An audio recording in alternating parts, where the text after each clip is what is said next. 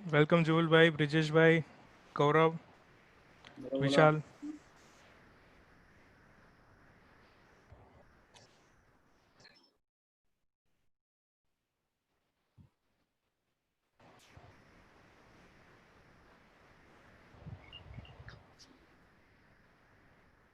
जुल भाई सेशन में गया था આજે ઈપેડ માં? મારે કે હું ઈપેડ મારે તો ઈપેડ બહુ પહેલા પતી ગયું છે ને.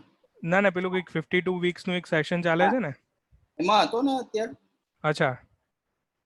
અનિલ ગુપ્તાનું હતું ને જે ટર્ન ક્રાઇસિસ ઇન્ટુ ઓપોર્ચ્યુનિટી. હા, yes yes.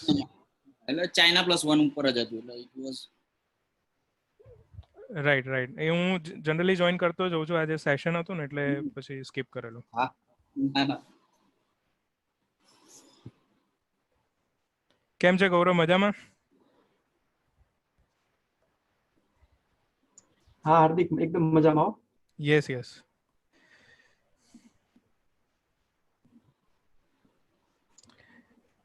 Brijeshbhai sound okay છે ને? Yeah, yeah.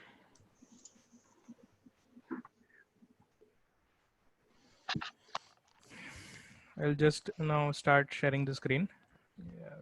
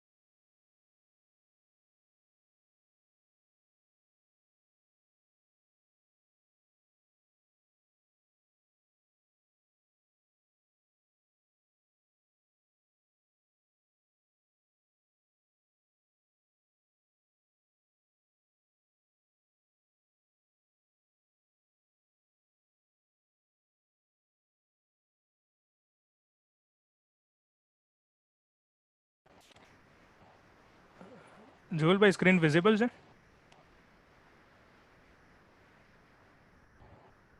ઓકે.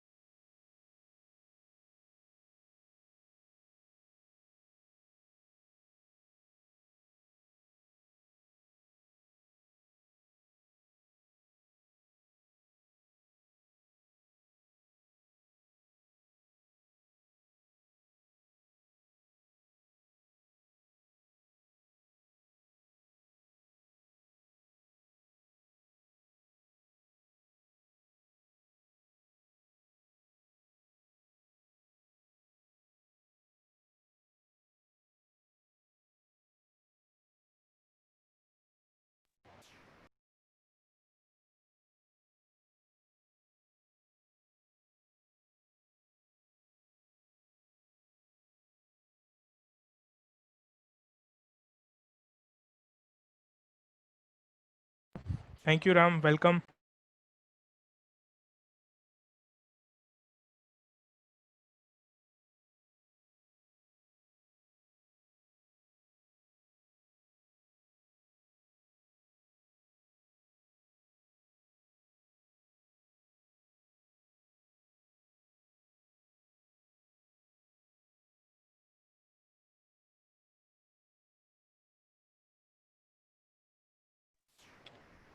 राम, मेरी आवाज़ क्लियर है आपको?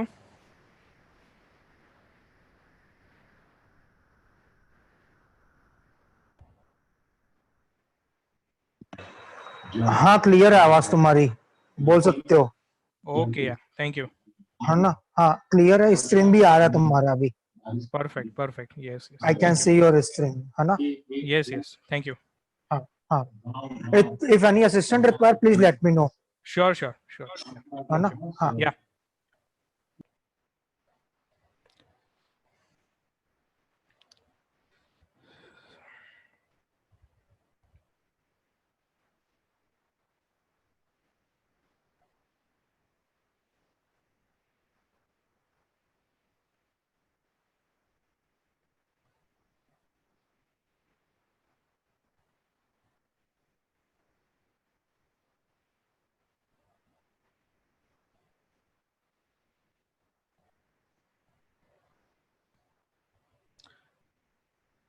we'll be starting in something like 5 minutes. So Sure, sure, sure. yes. Sure. Yeah.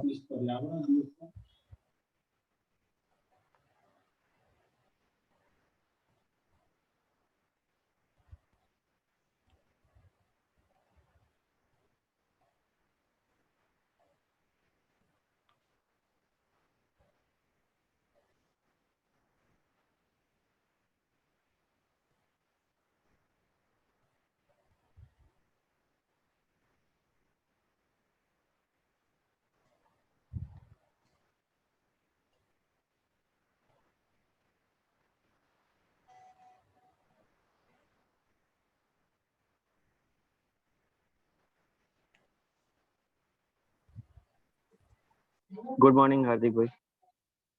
Good morning. Yes, Vikas, good morning.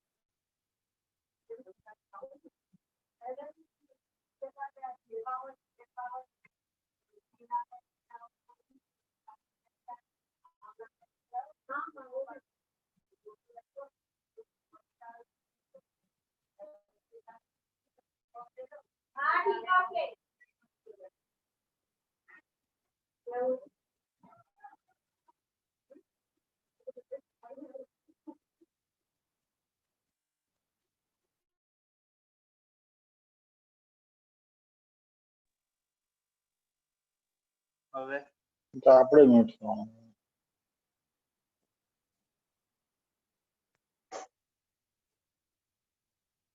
ચાલુ થશે એટલે આવો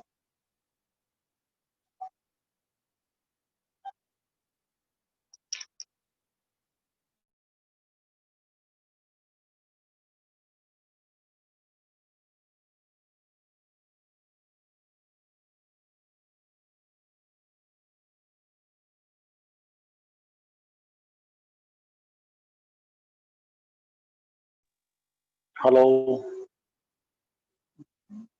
गुड मॉर्निंग हार्दिक भाई ગુડ મોર્નિંગ ભરતભાઈ, કેમ છો? બસ બસ મજા મજા યસ યસ, બસ આપણે 2 જ મિનિટમાં સ્ટાર્ટ કરી રહ્યા છે. Okay okay yes.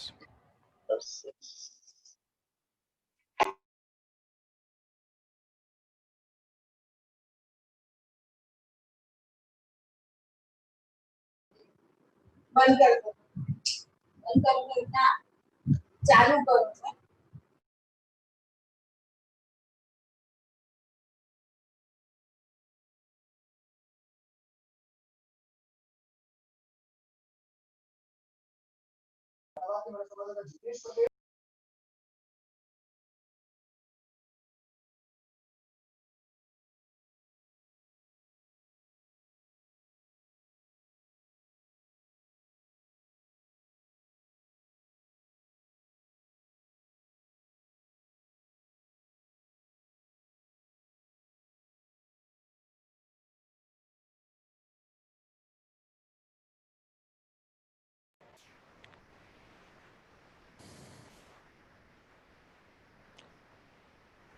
Okay.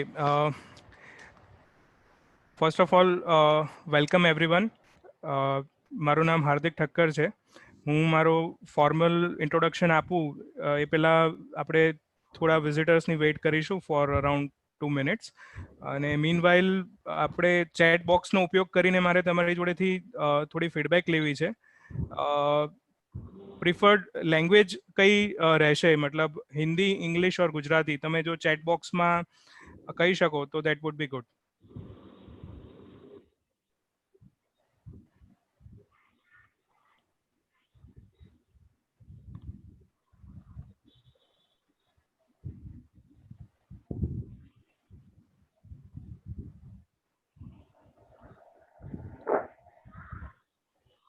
thank you, Jay, for the feedback. Okay, Ram, we'll try for Hindi also. Yes.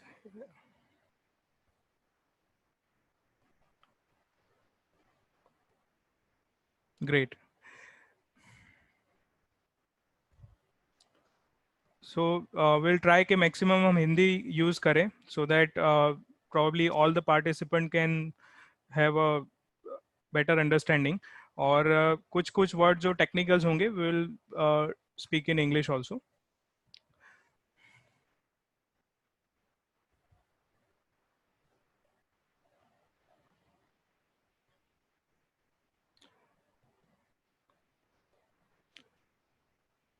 Before I formally start the session, I would like to introduce Mr. Samir Gandhi. Samir Bhai is from NJ Wealth. और मैं समीर भाई को भी request करूंगा कि आप अभी थोड़ा अपना और एनजे का इंट्रोडक्शन दें. Yes, good morning, Hardik bhai. Good morning. Good morning, all the dignitaries who are present currently. Thank you all for joining on a Sunday. Right? તમે તમારો time આપ્યો આજે. Right? And I also thank you હાર્દિક ભાઈ કે જેને એક opportunity આપી છે કે normally આજે આપણે કોઈ product કે વિશે વાત નહીં કરીએ પણ ભાઈ જેમ topic તમને દેખાય છે સ્ક્રીન ઉપર કે ભાઈ goal based or financial planning is vital important તો એના ઉપર કદાચ આપણે આજે 45 minutes to 1 hour થોડુંક બ્રીફ અન્ડરસ્ટેન્ડિંગ કરશું રાઈટ જેટલું અમારી પાસે થોડુંક જે બી નોલેજ છે એક્સપિરિયન્સ છે મારો ખુદનો પણ એ પણ હું થોડો શેર કરીશ તો એ કદાચ હું જે મારી લાઈફમાં પણ અપ્લાય કરું છું કદાચ તમે પણ કરી શકો right I am Samir Gandhi and I represent NJ Wealth distribution network and I am the branch head of Ahmedabad Naranpura branch right હાર્દિક ભાઈ તો નિવેશ પ્લાનર એ અમારે ત્યાં એડવાઇઝર છે અને we both work together for the betterment of the client right તો આપણે બસ આ બધા પાર્ટિસિપન્ટ જોઈન થાય તો meanwhile will start over to Hardik bhai. Okay thank you Samirbhai. અને એક પાર્ટિસિપન્ટે રિક્વેસ્ટ કરી છે કે તમારો વોઇસ થોડો લો હતો. ઇફ યુ કેન ઇન્ક્રીઝ તો that would help. Now it is better? I think yes. Juvalbhai, is it okay? I think it is clear. Yes. Okay. Thank you. Yeah. Thank you.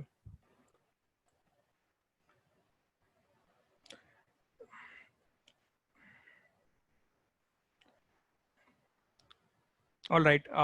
So as we planned for 11:30 અને એની ઉપર 5 minute વધારે થઈ ગઈ છે તો now मैं हिंदी में शुरू करूँगा so that हमारे कुछ participants जो हिंदी ज़्यादा समझते हैं तो उनको भी थोड़ा helpful रहे. So welcome everyone to Nivesh Planner Financial Services why goal based planning is vital important seminar. सबसे पहले मैं अपना एक इंट्रोडक्शन देना चाहूँगा so that everyone of you can understand कि why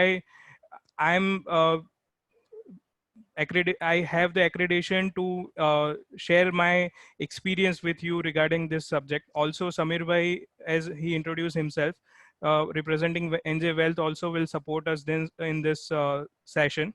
So, मेरी firm का नाम है Nivesh planner financial services. We majorly deal in mutual fund, equity, PMS, and insurance. My office is situated at Satellite. There are certain contact details available. You can take a note of it.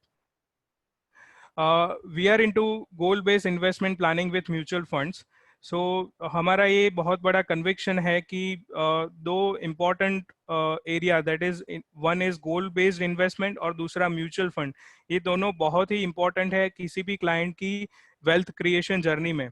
और हम ये मानते हैं कि portfolio based investment जिसमें proper asset planning हुआ है और जिसका गोल बेस्ड अलाइनमेंट है वो ज़्यादा फ्रूटफुल रिजल्ट हमें देता है.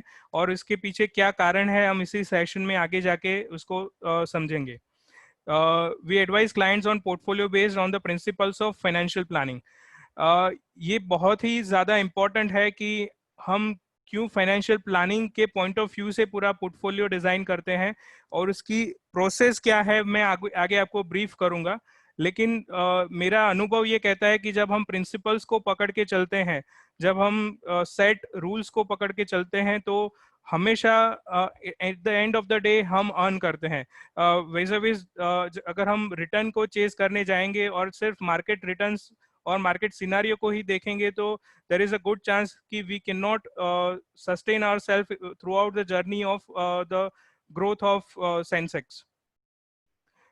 We design tailor-made portfolio based on your need analysis report. There is a specific report जो हम create करते हैं जो आपकी need के ऊपर dependent है, नहीं कि product के ऊपर dependent है या rate of return के ऊपर dependent है।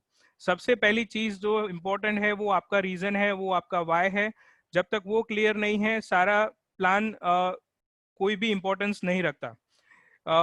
We believe in portfolio based and long term investment. Of course no financial product is bad, no strategy is bad, but what we believe कि हमारे जैसे इंडिविजुअल जो who are more focused on our businesses and profession, उनके लिए ये बहुत ज्यादा important है कि we focus on our core activity और हमारा जो इन्वेस्टमेंट है वो लॉन्ग टर्म के लिए ही जाए।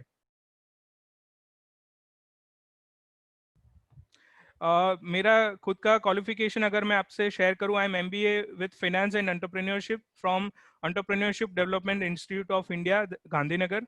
ये बहुत ही एक फेमस इंस्टीट्यूट है फॉर एंटरप्रेन्योरशिप फील्ड। जैसे मैनेजमेंट के लिए IIM है, उसी तरह एंटरप्रेन्योरशिप के लिए EDI ने अपना प्लेस बनाया हुआ है। Also, I am SEBI registered mutual fund distributor. One more qualification recently I acquired is certified financial guardian from Quantum Mutual Fund.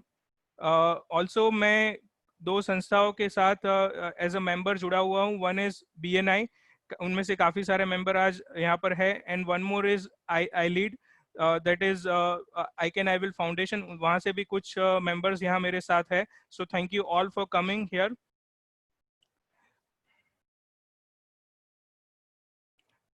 Now coming to the agenda of our meeting, that why financial planning is important and how we can do it. So coming to the subject, ये एक generic understanding है, उसको later on Sameer भाई हमें आज के market perspective के हिसाब से भी हमें समझाएंगे। So I will start with why. मैं आपका चैट बॉक्स में कुछ फीडबैक लेना चाहूंगा। मैं आपको डेफिनेटली ये एक्सप्लेन करने वाला हूं, पर आप क्या समझते हैं वो मैं जरूर से जानना चाहूंगा। तो आप अगर चैट बॉक्स में बता पाए why financial planning is important. If any of you can volunteer and type in chat, that would be good कि why financial planning is important. Okay Ram, thank you. Securing family for meeting our goal. Emergency fund, great. Yes. Any one of you? Secure future, yes. For facing unplanned situations, yes. आज की तारीख में बहुत important है। Retirement planning, yes. Medical bills, yes. Securing goals and ambitions. Of course, हमारा जो purpose है वो need नहीं है, हमारे ambitions है जो हमें emotionally bound करते हैं। For child's future and retirement planning, yes, that is very important. Okay, so ये मेरा हमेशा से मानना है और मैंने मेरी लाइफ में बहुत सारे मेरे मेंटर्स के साथ भी ये सीखा है कि जो पर्पस है वो हमारा बहुत ही इम्पोर्टेंट है किसी भी एक्टिविटी के लिए। जब हम कुछ भी प्लान करते हैं वो लॉजिकल जरूर से होता है, लेकिन जब तक वो हमारे इमोशंस के साथ नहीं जुड़ा है तब तक उसका कोई वैल्यू नहीं है। आई रिपीट, जब तक वो हमारे इमोशंस के साथ नहीं जुड़ा है तब तक उसका कोई वैल्यू नहीं है। क्यों? क्योंकि वी स्पीक लॉजिकल लैंग्वेज, लेकिन जो हमारा डिसीजन होता है डिफिकल्ट टाइम्स में वो हमेशा इमोशंस के बेसिस पर होता है। सो वो इम्पोर्टेंट है कि कोई भी फाइनेंशियल प्लान हमारे इमोशंस के साथ जुड़ा हो। तो इमोशंस क्या हो गए, जैसे मेरे खुद के एम्बिशंस, मेरे खुद के गोल्स, मेरा खुद का रिटायरमेंट, मेरे चाइल्ड का फ्यूचर, और मेरी जो भी इनसिक्योरिटीज है उसको मैं प्लान करता हूँ, तो वो एक फाइनेंशियल प्लान बनता है जिसके बेसिस पर मुझे एक मोटिवेशन मिलता है कि मैं उसको कंटिन्यू करूं। आज की तारीख में वो सबसे ज्यादा इम्पोर्टेंट है कि हम इस चीज को समझ पाए कि मार्केट रिटर्न नहीं, हमारे इमोशंस हमें ड्राइव कर रहे हैं towards taking decision of our investment. So मैं कुछ और फीडबैक आपसे चाहूंगा कि what is more important, if you can type in chat box, direction या मैप? શું મહત્વનું છે, રસ્તો કે નકશો, દિશા અથવા નકશો?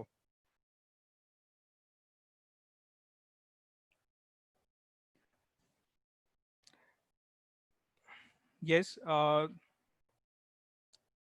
yes, very good. So what I wanted to convey is कि सबसे पहला हमारे लाइफ में इम्पोर्टेंट ये है कि to clarify, of course both are important, but what I wanted to convey here is कि सबसे पहली रिक्वायरमेंट है दिशा, that is direction.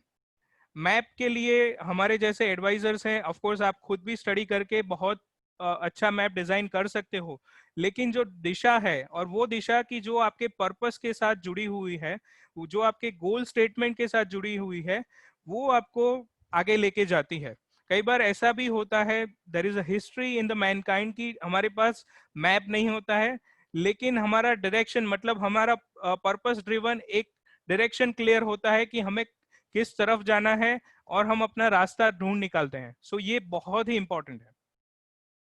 So now talking about fruit of hard work.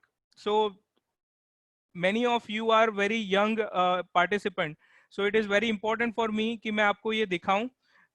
ये जो स्क्रीन पे आप देख रहे हैं, can you guess which tree is it? If you can type in chat box.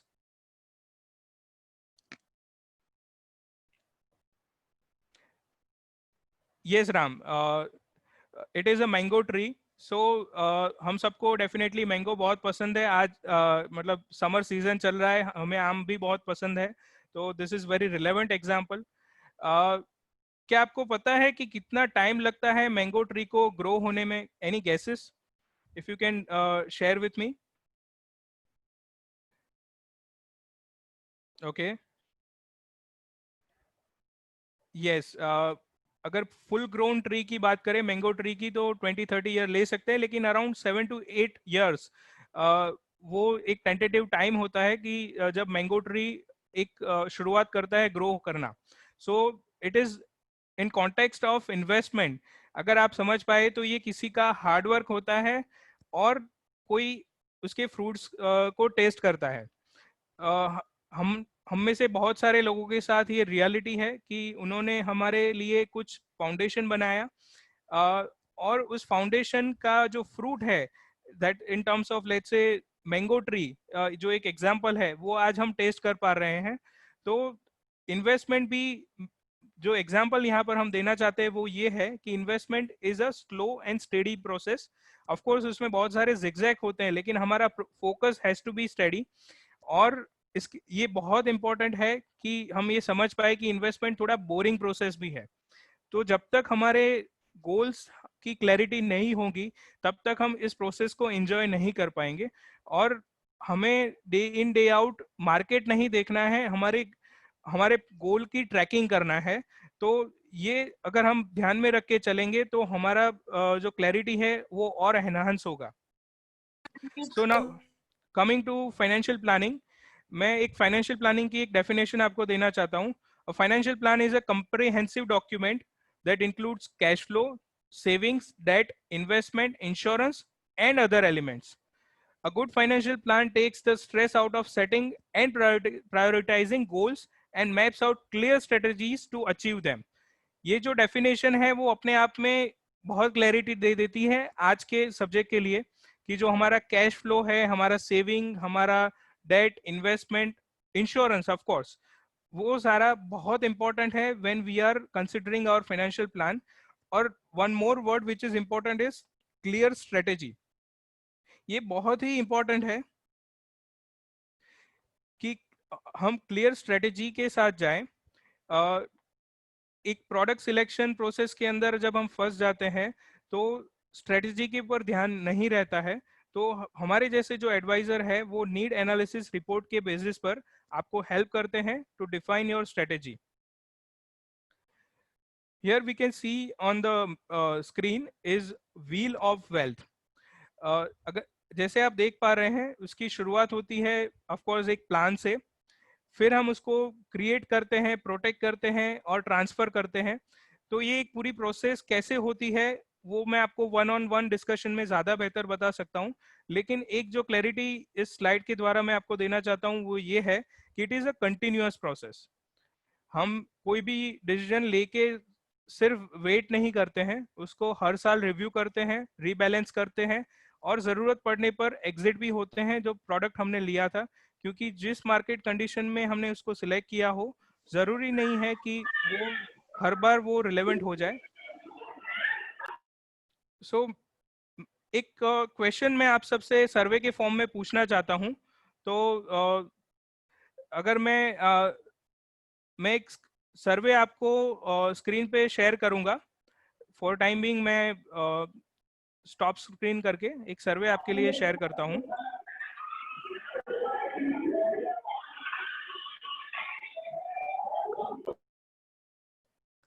Okay, मेरे साथ जो को होस्ट है, आई रिक्वेस्ट देम कि अगर वो if they can share the survey if it is visible.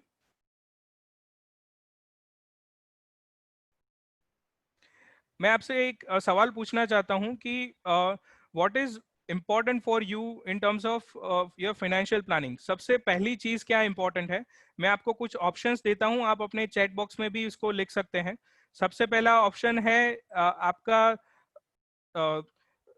Fund selection, दूसरा है मार्केट रिटर्न, तीसरा है मेरा गोल, या चौथा है इमरजेंसी फंड. इसमें से सबसे पहला क्या इंपॉर्टेंट है फाइनेंशियल प्लानिंग में? अगर आप चैट बॉक्स में लिख पाए तो that would be really helpful to us.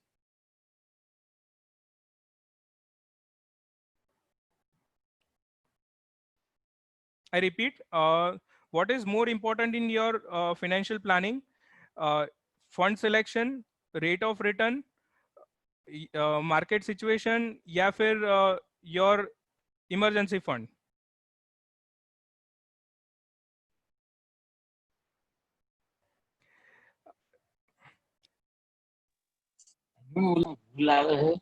Okay, so मैं आपको let me help you out.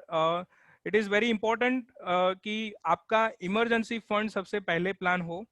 आप में से कुछ लोग जो मुझे जानते हैं, जिनके साथ मेरा वन ऑन वन डिस्कशन हुआ है, वो लोग जानते हैं कि मैंने सबसे पहले इमरजेंसी फंड की ही हमेशा बात की है.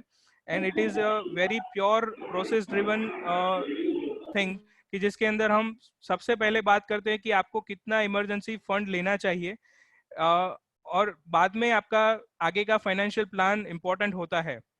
So my ideal financial plan will consist of emergency fund, risk analysis, need analysis, planning for financial dream and resource planning. So ये पूरा प्रोसेस एक अपने आप में एक बहुत बड़ा सेशन है. So मैं आपको डेफिनेटली आपका फीडबैक लेके आप सबको इनवाइट करूंगा फॉर दिस पर्टिकुलर सेशन. लेकिन आज की तारीख में इन दिस कोविड सिचुएशन क्या स्ट्रेटेजी होनी चाहिए, हमें क्यों अपने फाइनेंशियल प्लान को रिकंसिडर करना चाहिए और कौन से फैक्टर्स को देखना चाहिए, वो बताने के लिए मैं समीर भाई को इनवाइट कर रहा हूं. Samir bhai, I invite you to take over the next agenda. Yes, thank you Hardik ji. आप अपनी स्क्रीन बंद कर दे तो मैं अपने ही चालू कर देता हूँ. Sure, please. अपने में चालू, हाँ ठीक. जस्ट अ मिनट, मैं अपनी स्क्रीन शेयर कर रहा हूँ. से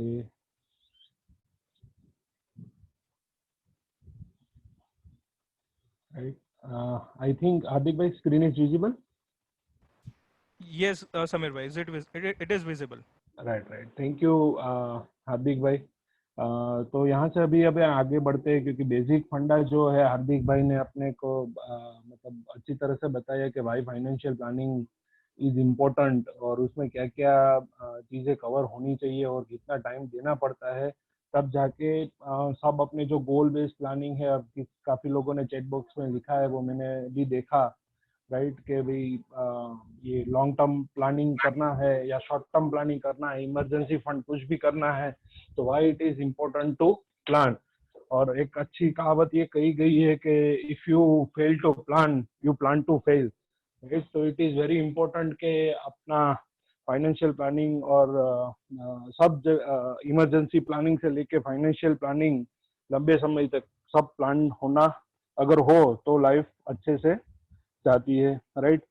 तो मैं यहाँ से अभी आगे बढ़ता हूँ कि अपने मतलब जो आपको अपनी मोबाइल स्क्रीन पे दिख रहा है कि अभी अपने फेस कर रहे हैं, दैट इज कोरोना, राइट। तो इट्स अ टाइप ऑफ ऐसा एक महासंकट है कि जो पूरी विश्व में छाया हुआ है, राइट, और सब इससे जूझ रहे हैं और सब इसका सामना भी कर रहे हैं, राइट। तो कोई हारा नहीं है, बस ये ऐसा सिचुएशन है कि जो रेयरेस्ट ऑफ ऑप्शन अवेलेबल है, पर उसके साथ जैसे अपने 2 महीने तो निकाल लिए लॉकडाउन में, अभी से अनलॉक 1 चालू हो गया है, राइट।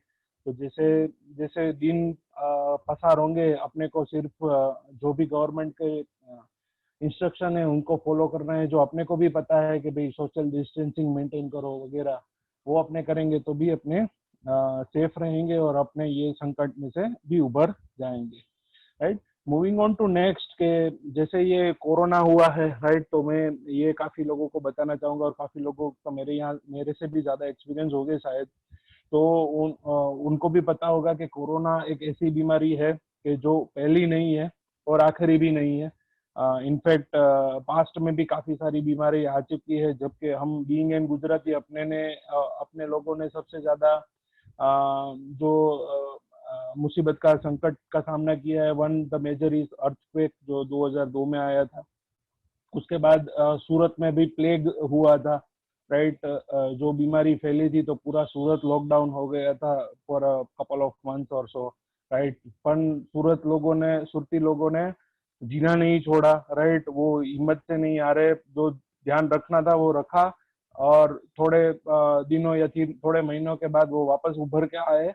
और आप देख सकते हो कि वो प्लेग को कैसे उन्होंने मतलब गवर्नमेंट ने और लोगों ने मिलके हराया, और वो कैसे आगे बढ़े। और आज सूरत का what is the position of Surat वो अपने सब जानते हैं। तो वैसे ही थोड़ा डेटा है कि ये पास्ट में भी कोविड जैसा सिचुएशन आया है, राइट। कि 2003 में जनवरी टू मार्च सार्स करके एक वायरस आउटब्रेक हुआ था, राइट।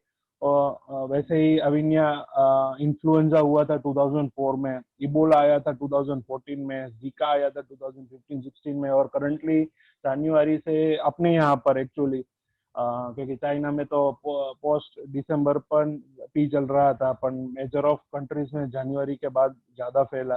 तो जनवरी से फरवरी मार्च तक ये अभी चल ही रहा है, राइट। तो उसका इफेक्ट पूरी इकोनॉमी भी पड़ता है, और वो इकोनॉमी में पड़ता है तो कंपनीज भी इफेक्ट होती है, और कंपनीज इफेक्ट होती है तो उसकी शेयर प्राइस वगैरह में भी इफेक्ट होता है। तो आप देख सकते हो कि जब भी ये वायरस आउटब्रेक हुआ है तभी जाके सेंसेक्स और जो भी इंडेक्स है उनको भी इफेक्ट हुआ है। तो 2003 में जब ये वायरस आउटब्रेक हुआ था तो यूएस का जो S&P 500 है वो लगभग 3.5% से गिरा था, जबकि अपना सेंसेक्स तो comprises of 30 companies, top 30 companies based on market capitalization, तो वो गिरा था तकरीबन 10.5%। 2004 में जब अविनिया आया था तभी S&P 500 गिरा था 0.5%, अपना मार्केट गिरा था 12.5%। इबोला जो दिसंबर 13 से फरवरी 14 तक था उसमें बहुत गिरा नहीं था, पर मार्केट फ्लैट था, अराउंड 3% से 1% का रिटर्न था। जीका जो भी 2015 में आया तभी भी मार्केट ने इफेक्ट किया, और अपने मार्केट ने ज्यादा इफेक्ट किया और वो 13% गिर गया।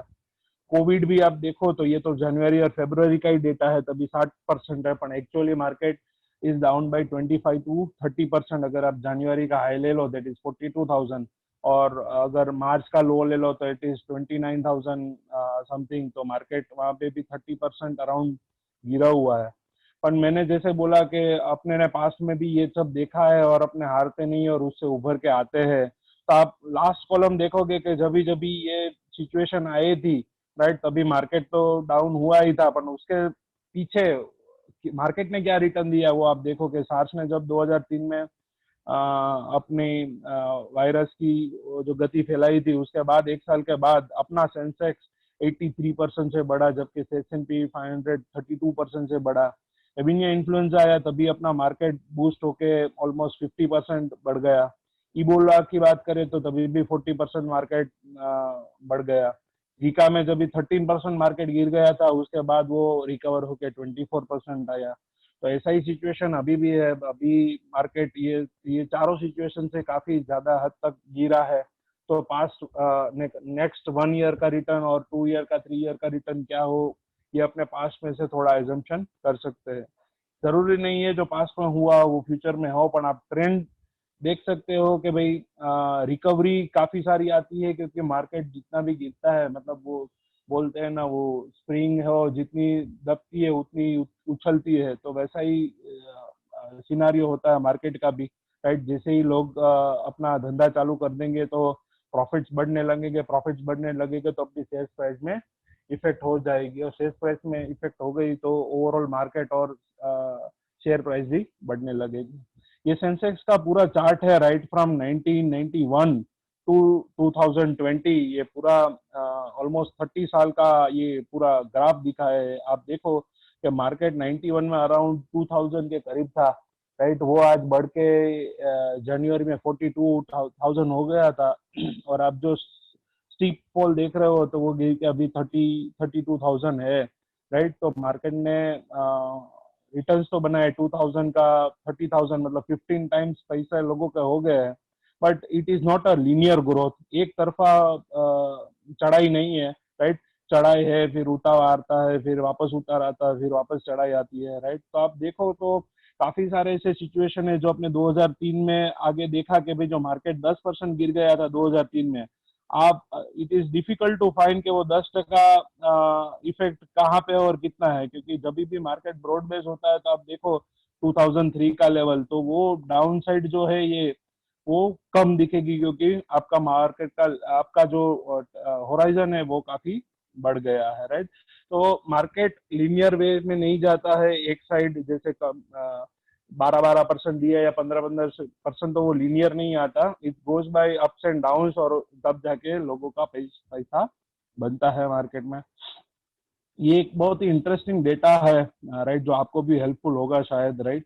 तो ये सभी एसेट क्लास का थोड़ा रिटर्न दिखाया हुआ है, राइट फ्रॉम 1981 में। थोड़ा जूम करता हूँ तो आपको ज्यादा पता चलेगा। ये Sensex versus gold, silver, PDF and PPF from 1981 to 2020 तक का डेटा है। मतलब ये अराउंड 39 साल का, ऑलमोस्ट 39-40 ईयर्स का डेटा मैं आपके साथ शेयर कर रहा हूँ, राइट। इन 1990, 81 और 82 तब इन्फ्लेशन चालू हुआ था। गवर्नमेंट ने एक बैरोमीटर बनाया था कि भाई पूरी इंडिया में जितने भी चीजें बनती है और उसमें जो भी महंगाई बढ़ती है ना, उसका एक इंडेक्स बनाया था, that is called CPI, right. वो इंडेक्स एक बैरोमीटर बनाया था कि वो जितना बढ़ेगा नेक्स्ट ईयर, जो भी डेटा मतलब पूरे इंडिया में चीजें का भाव बढ़े होंगे, राइट, उतना ही वो डेटा बढ़ेगा। तो आप देख सकते हो कि 82 और 83, मतलब 100 वाला पॉइंट बढ़ गए, हो गया 109। इसका मतलब क्या कह सकते हैं कि 82 और 83 के बीच में अपनी इंडिया में 9% से महंगाई बढ़ी थी। वैसे ही 83, 84 में आप देखो तो दैट इज 116, मतलब 83 और 84 के बीच में महंगाई बढ़ी थी 6.42। वैसे ही आप हर साल का डेटा देखो तो एक साल 93 में ऐसा था, तभी 12% इन्फ्लेशन बन गया था। 2000 में 10% तक के ऊपर इन्फ्लेशन आ गया था। फिर 2001 से 2005-6 ऐसा टाइम था जब भी इन्फ्लेशन सिर्फ 4% के आसपास ही रहा। तो मतलब अच्छा है, क्योंकि पॉकेट में उतना कम इफेक्ट होता है, राइट। अब देखो तो ये 39 ईयर्स में इन्फ्लेशन एवरेज जो बढ़ा है हर साल, दैट इज 6.52%, मतलब 6.5% से इन्फ्लेशन बढ़ा है लास्ट 40 ईयर्स में, right. The next data is of gold, कि भाई गोल्ड का प्राइस क्या था, तो 1670 था 81 में, वो 82 में 1645 हो गया, मतलब 1% से नेगेटिव रिटर्न आया एक साल के लिए। वो नेक्स्ट साल अगर 1800 हो गया, मतलब तो लास्ट ईयर से कंपेयर करो तो 9% से बढ़ गया। 1800 से 1975 हो गया, मतलब वो साल में गोल्ड ने 10% रिटर्न दिया, राइट। आप देख सकते हो तो काफी बार 20%, 25% में मिले हैं, काफी साल में 9, -4, -14, -18 भी रिटर्न मिला है, राइट। तो gold as an asset class last 39 years में गोल्ड ने रिटर्न दिया है 8.48% रिटर्न, राइट। वैसे ही सिल्वर की बात करें तो सिल्वर ने दिया है 6.92% रिटर्न। एफडी की बात करें तो एफडी ने 8.62% रिटर्न दिया है लास्ट 39 ईयर्स में, और उसमें भी आप ये साल देख सकते हो कि जहां पे एफडी के रिटर्न भी डबल डिजिट में थे, 10 से 12% से तक थे, वो अभी गिर के करंट सिनेरियो में तो अराउंड 6.5-7% जितना आ गया है, राइट। पर ये 40 साल का एवरेज निकाले तो एफडी ने 8.62% रिटर्न दिया है। पीपीएफ की बात करें तो पीपीएफ ने लास्ट 39 ईयर्स में 9.41% का सीएजीआर रिटर्न दिया है। और वीजा विज सेंसेक्स जो मैंने आपको बताया कि भाई एक 30 कंपनीज का बास्केट है, राइट, वो based on market capitalization BSC उसको एक बैरोमीटर बनाया है, और वो 30 कंपनी जैसे परफॉर्म करेंगी वैसे ही सेंसेक्स परफॉर्म करेगा। तो लास्ट 30 ईयर्स में काफी सारी कंपनियां अंदर से बाहर हो गई है, राइट। पर आप देखो कि वो बैरोमीटर है वो बढ़ के जो 173 की वैल्यू थी वो आज बढ़ के मतलब 31 मार्च 2020 तक 29,464 हो गया है। तो ये 39 ईयर्स में मार्केट ने रिटर्न दिया है 13.71%, राइट। એટલે ये सब क्या है कि ये सब असेट क्लास है, डिफरेंट असेट क्लास। तो अपने क्या है, जैसे हार्दिक भाई ने भी समझाया, फाइनेंशियल प्लानिंग इज इम्पोर्टेंट। तो फाइनेंशियल प्लानिंग में भी asset allocation is very important, right. आपका सब पैसा कोई एक जगह पे नहीं होना चाहिए, राइट। थोड़ा पैसा एफडी में होना चाहिए, थोड़ा गोल्ड में होना चाहिए, थोड़ा इक्विटी में भी होना चाहिए, कि जहां से आप देखो कि इतनी वेल्थ क्रिएशन जो है वो आपको मिल सकती है। मैं ये डेटा का मैंने एक समरी बनाया था, मैं सिर्फ वो आपके साथ शेयर करता हूँ, राइट। राइट, ये आपको ये जो मैंने स्लाइड बताई ना उसका ही समरी है ये चीज, राइट।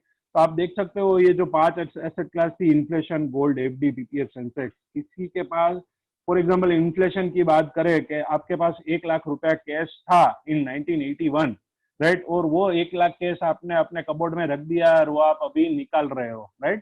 तो वो आपको अब गिनोगे तो 1 लाख हो गए, पर उसकी परचेसिंग पावर आप गिनने जाओ, राइट, तो वो काफी हद तक कम हो गई होगी, राइट।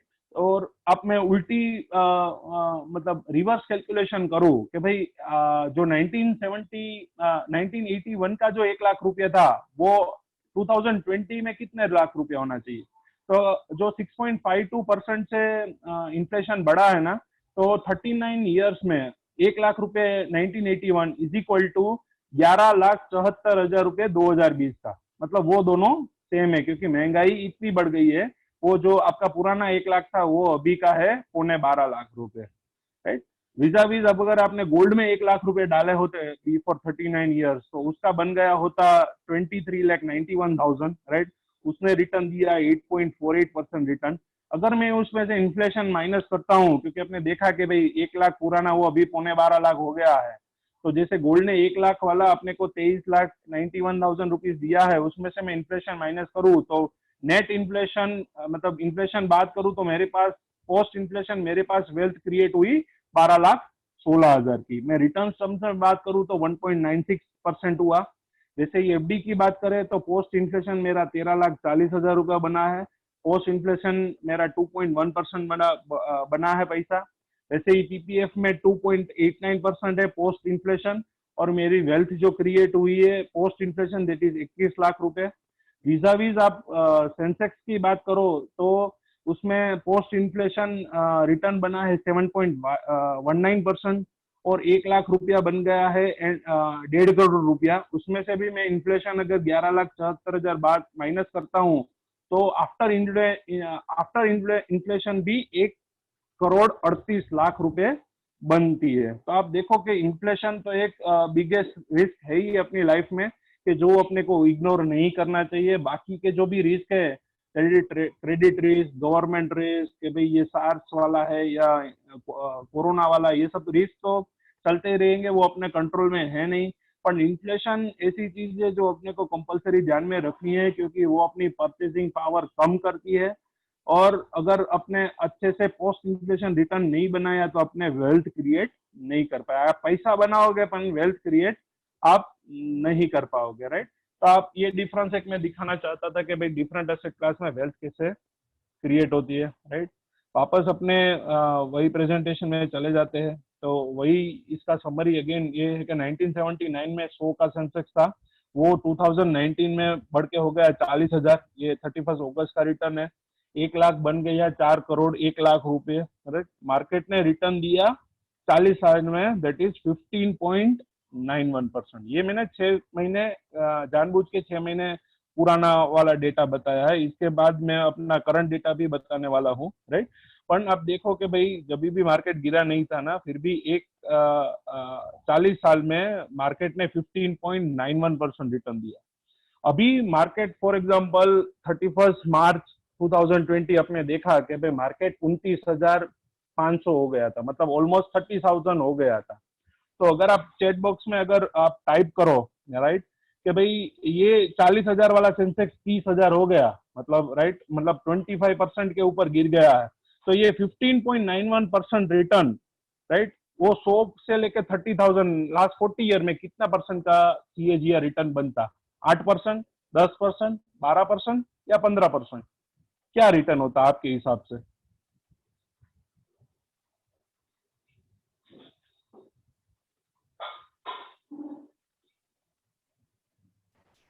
$40,000 वाला सेंसेक्स 10,000 हो।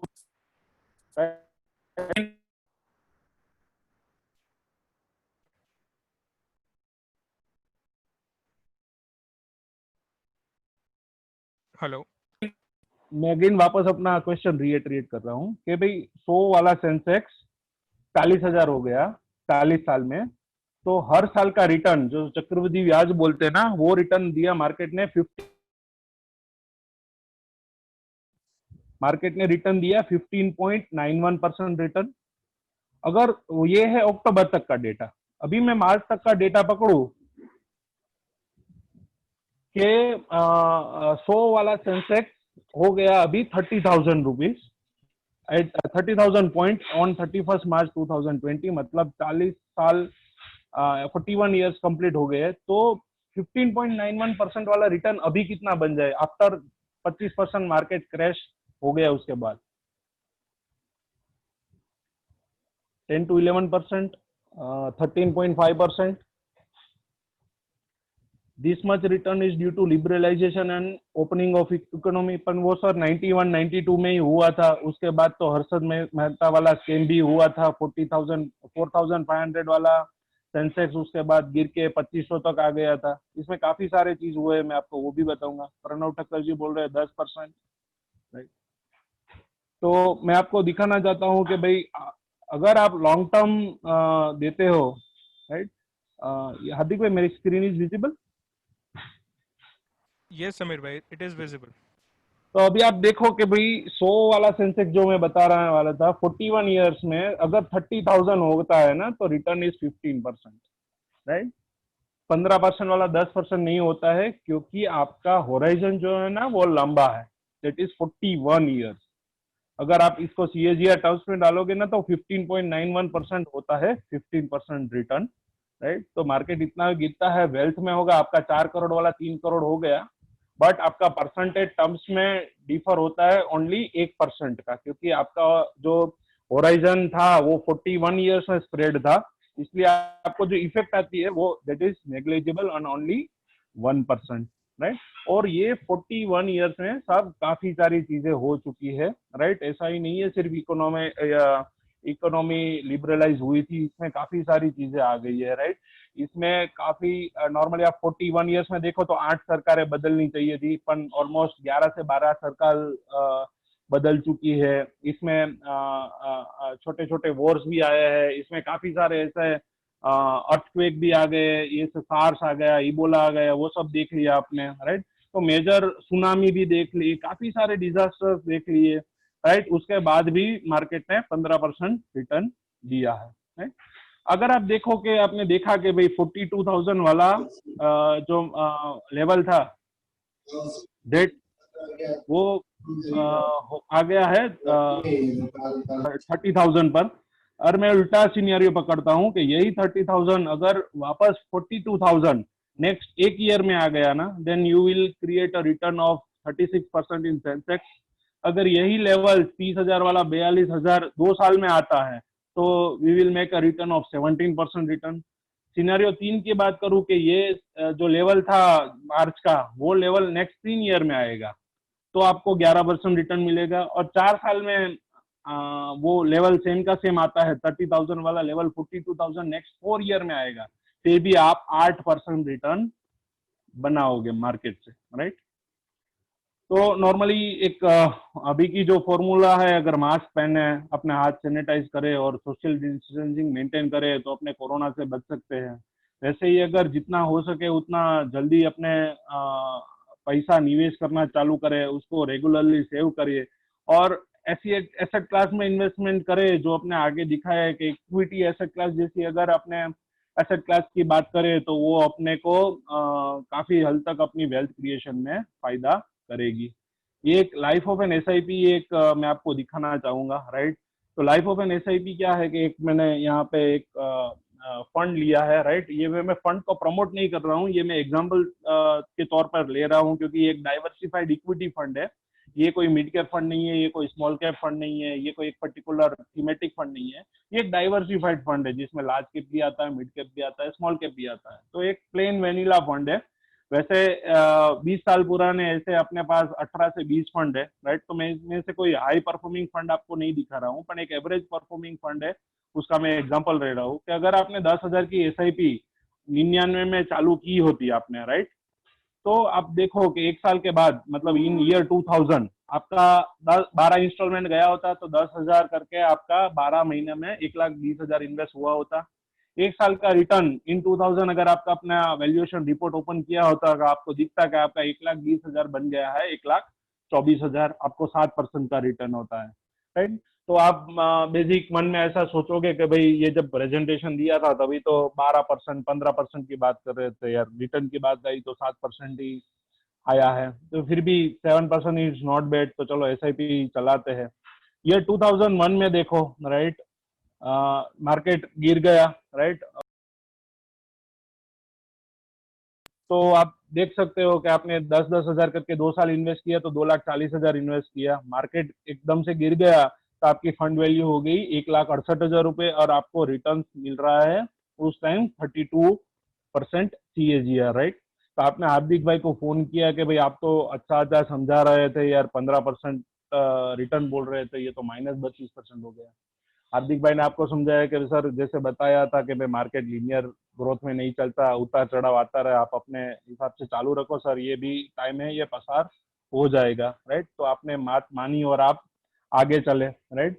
आगे चले तो 2002 में अगर आपने वैल्यूएशन दिखा, 3 साल आपके खत्म हो गए, 3,60,000 वाला मतलब अभी भी नेगेटिव में चल रहा है, 3,60,000 वाला 3,11,000 हो गया, -9.5% रिटर्न, जो ऑलमोस्ट अभी का तो ऐसा बहुत सिनारियो आपको देखने को मिलेगा, राइट। और आप पैनिक करता है क्लाइंट के भाई 3 साल के बाद भी 9.5% रिटर्न है, इससे अच्छा तो भाई मेरा एफडी था, इससे मैं 7% तो मिल रहा था यार, पॉजिटिव तो था, मैं नेगेटिव हो गया, राइट। तो यहाँ पे नॉर्मली इन्वेस्टर पैनिक होना चालू कर देता है जब भी 3 साल 4 साल या 2 साल में रिटर्न नहीं आता तो, राइट। तो जैसे आगे आपने भी देखा कि भाई मार्केट ने लंबे समय में काफी अच्छा रिटर्न दिया है, तो हार्दिक भाई ने अगेन आपको वही चीज समझाया कि भाई मार्केट में उतार चढ़ा है, अभी 3 साल ही हो गया है और आप देख भी सकते हो कि आपका 3,60,000 का वैल्यू हुआ है 3,11,000, मतलब आपका वैल्यू डाउन है अराउंड 50,000 रुपीज, राइट। तो आप देखो कि आपकी वेल्थ में इतना डिस्ट्रक्शन नहीं हो गया है कि आप मतलब बहुत ही लॉस कर दिया है। रिटर्न टर्म्स में दिख रहा है कि 10% माइनस है, आप रुक गए, राइट। और नेक्स्ट ईयर आपने एसआईपी चालू रखी है, आप देखो कि नेक्स्ट एक ही ईयर में जो -9.42% रिटर्न था ना, वो एक ही साल में 15% पॉजिटिव रिटर्न हो गया। मार्केट में एक ही साल में इतना रिटर्न दिया तो जो -10% रिटर्न था ना, वो 15% पॉजिटिव हो गए। और ये CAGR रिटर्न है, मतलब मार्केट ने 2004 में 2003 में ऑलमोस्ट 40 से 50% रिटर्न दिया होगा, तो आपका एक साल का जो नेगेटिव रिटर्न था वो पॉजिटिव हो गया। आपने 4,80,000 निवेश किए थे, उसका हो गया 6,48,000 रुपए, राइट। और जो लोग ने हार्दिक भाई की बात नहीं मानी थी या फिर पैनिक हो गए थे बहुत, उन्होंने वो लॉस बुक करके मतलब एसआईपी अपनी स्टॉप कर दी और वहां से ही निकल गए। और वो लोग मतलब वही सोचते होंगे कि म्यूचुअल फंड ऐसी जगह है कि जहाँ पे निवेश नहीं करना चाहिए। अब देखो नेक्स्ट ईयर भी एसआईपी चालू की, 5 साल खत्म हो गए, 5 साल में देखो 6 लाख वाले जो निवेश किया था वो बन गए 11,28,000। उसने अपनी जर्नी कंटिन्यू की, 10 साल तक एसआईपी चलाई, 12 लाख वाले बन गए 51 लाख रुपए। The return in 10 year came to 27.38% return. वही उसने जर्नी चालू रखी 20 साल तक, राइट। और आप यहाँ पे देखे आपका जो 24 लाख निवेश हुआ है वो बन गया 1,82,00,000 रुपए, राइट। आपको 17.61% का रिटर्न मिला है, राइट।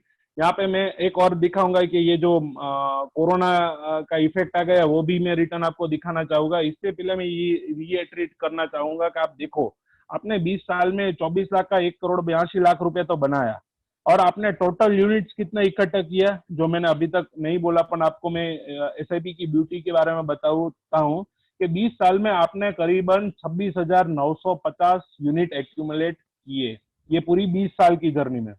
उसमें से आप देखो कि ऊपर के 3 साल जब भी मार्केट आपको सपोर्ट नहीं कर रहा था, आपका इन्वेस्टमेंट को सपोर्ट नहीं कर रहा था, 50% ऑफ द यूनिट, ये 20 साल में से सिर्फ तीन साल में ही 50% यूनिट आपका वहां पे एक्यूमुलेट हो गया। मतलब वो जो आपने पूरे पहले 3 साल नहीं दिया है, तो आपकी जो अभी की वैल्यू है वो भी 50% हो जाती, राइट। तो जब समीर भी भाई, market Yes. Sorry to interfere, यहाँ पे मैं एक सवाल ऑडियंस से पूछना चाहता हूँ इन विथ रिलेटेड टू जो मैंने पहले फाइनेंशियल प्लानिंग के बारे में बताया था।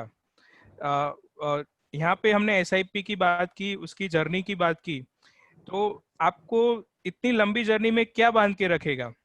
जो मैंने आपको इस समीर भाई के सेशन से पहले जो बताया, ये पूरी जर्नी में बांधने के लिए क्या इंपॉर्टेंट है? अगर आप चैट बॉक्स में टाइप कर पाए तो I will be able to relate with this session, हम लोग ये रिलेट कर पाएंगे ज्यादा। इफ एनीवन कैन वॉलंटियर, हमने जो पूरी फाइनेंशियल प्लानिंग की प्रोसेस की बात की थी, if you can share. Yes Hitesh, very good, clarity of goal. Any one of you can volunteer in chat box?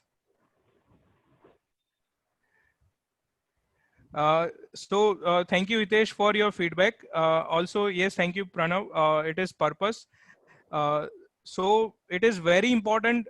Thank you Dharmesh bhai.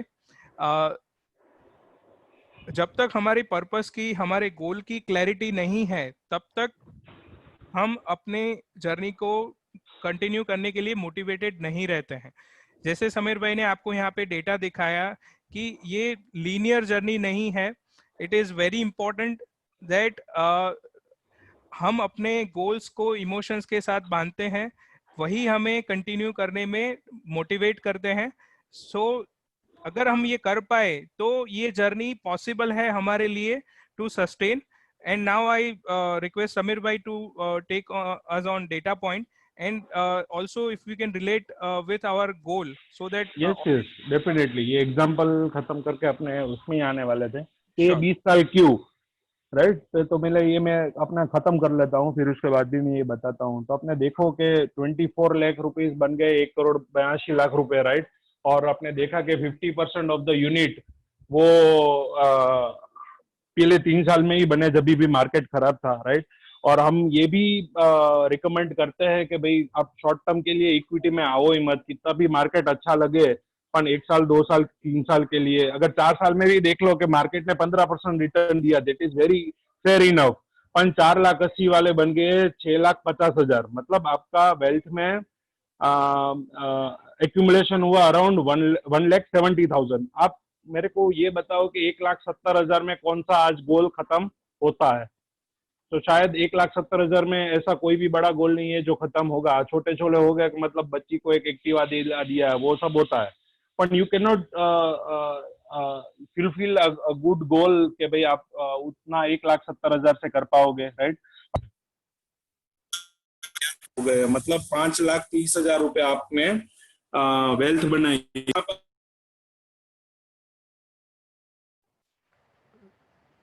Sameer भाई सॉरी टू इंटरप्ट, आपकी आवाज क्लियर नहीं आ रही।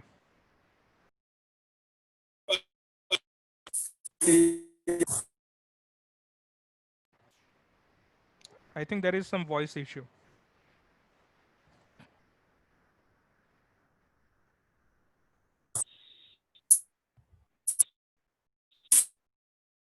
हेलो।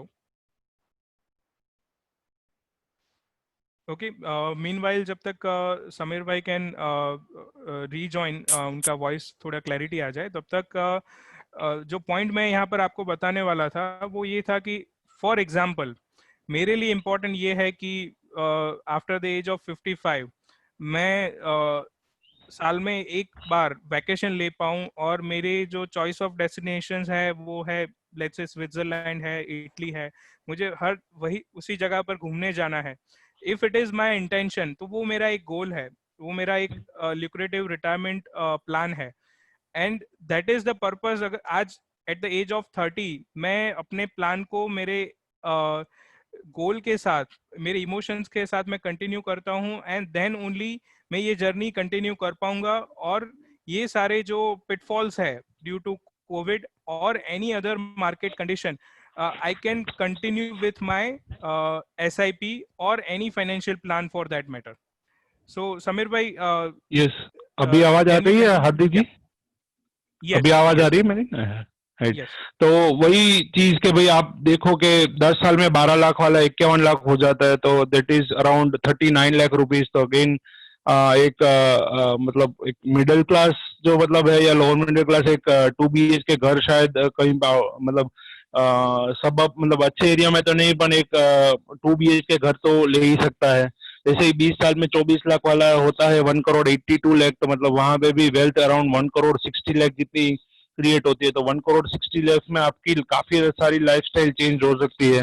घर भी ले सकते हो, गाड़ी भी ले सकते हो, अपने बच्चे के एजुकेशन के लिए भी आप अच्छा सा उसमें स्पेंड कर सकते हो, उसके मैरिज के लिए भी स्पेंड कर सकते हो, फिर भी आपके पास पैसा बचेगा। तो इम्पोर्टेंट इज कि आप गोल बेस अगर SIP करो तो आपको आपका जो रिटर्न्स का कंपोजिशन है वो अच्छा मिलेगा, राइट। और ये लास्ट लाइफ जो मैं दिखाना चाहता था कि भाई पोस्ट कोविड ऑल्सो, कि भाई मार्च में 30,000 मार्केट गिर गया, फिर भी आपका 24,30,000 इन्वेस्ट होता है, वो वैल्यू 1 करोड़ 43 लाख होती है, राइट। फिर भी आपका 1 करोड़ 20 लाख का गेन है, right. That is a return of 15.37% return, right. और आपने एक्यूमुलेट किए हैं टोटल 27,000 यूनिट्स, राइट। तो SIP एक ऐसा माध्यम है कि जहाँ पे आप एक धीरे धीरे इन्वेस्ट करके भी पूरा एक समुद्र इकट्ठा कर सकते हो, राइट। तो वैसे ही आपका जैसे भी रिक्वायरमेंट हो, 10 साल में 20 साल में आप गोल डिसाइड करो, आप हार्दिक भाई को बताओ, that will help him also to finance. आपको प्लानिंग अच्छे से करके देंगे वो, और इस हिसाब से करने उस हिसाब से आपका गोल और आपको वो अच्छा सा प्रोडक्ट उसको आपको सजेस्ट कर सकते हैं। यहाँ पे एक मैंने सिर्फ 20 साल का एक लिया है कि भाई आपको 1 करोड़ चाहिए, 2 करोड़ चाहिए, 5 करोड़ चाहिए, 10 करोड़ चाहिए, तो आप कौन कौन सी एसेट क्लास में जाना पसंद करोगे? 8% वाली, 12% वाली, 15% वाली, तो आपको कितना हर महीने निवेश करना पड़ेगा, राइट। आपको 1 करोड़ चाहिए और आप 8% वाली एसेट क्लास में जाते हो तो आपको 17,000 रुपए चाहिए। वही 12% वाली एसेट क्लास में 10,000 और 15% एसेट क्लास वाली में 7,500 रुपए आपको चाहिए। उसके आगे मैं जानना चाहता हूं कि अब तक आपको ऐसा लगा होगा कि ये प्रेजेंटेशन पूरा इक्विटी पे है, पर ऐसा नहीं है। म्यूचुअल फंड जैसे हार्दिक भाई ने बताया, तो mutual fund is a basket of all the products, all the variety of products के, जहाँ पे लिक्विड फंड भी है, डेट फंड भी है, MIT भी है, बैलेंस फंड है, इक्विटी फंड है, गोल्ड फंड है और टैक्स सेविंग फंड है। आपका इन्वेस्टमेंट होराइजन अगर 1 दिन का है या 10 साल, 20 साल या 50 साल का भी है, तो वो सब होराइजन के रिलेटेड म्यूचुअल फंड में ऑप्शन अवेलेबल है। अगर आपका सेविंग अकाउंट, करंट अकाउंट में पैसा पड़ा रहता है, जहाँ पे आपको 2%, 2.5% रिटर्न मिलता है, और करंट अकाउंट में 0% रिटर्न मिलता है, तो वीजा-वीज म्यूचुअल फंड में आपको 4 से 5% लिक्विड फंड में रिटर्न मिलता है। डेट फंड है, वीजा-वीज आपको FD जैसा रिटर्न मिलेगा, पर यहाँ पे आपको इन्फ्लेशन का भी बेनिफिट मिलेगा टैक्स में। MIP दैट इज 15 से 20% इक्विटी होता है, बाकी का इक्विटी होता है। बैलेंस फंड है तो वहां पे 50% इक्विटी 50% डेट होता है। इक्विटी जो आपने आगे देखा 100% इक्विटी होती है, जहाँ पे आपको वेल्थ क्रिएशन करने का मैक्सिमम चांस है अगर आपका गोल्ड लंबे समय तक हो। गोल्ड है, पेपर गोल्ड, आप गोल्ड ETF में इन्वेस्टमेंट कर सकते हो, गोल्ड फंड में इन्वेस्टमेंट कर सकते हो, जो आगे जाके पेपर गोल्ड में इन्वेस्टमेंट करता है। तो गोल्ड में जैसी उतार चढ़ाव मिलेगी आपको, वैसे ही गोल्ड फंड में आपको रिटर्न मिलेगा। अगर आप टैक्स सेविंग बेनिफिट के ऊपर जाना चाहते हो तो आपका टैक्स सेविंग ऑप्शंस भी अवेलेबल है म्यूचुअल फंड्स में, राइट?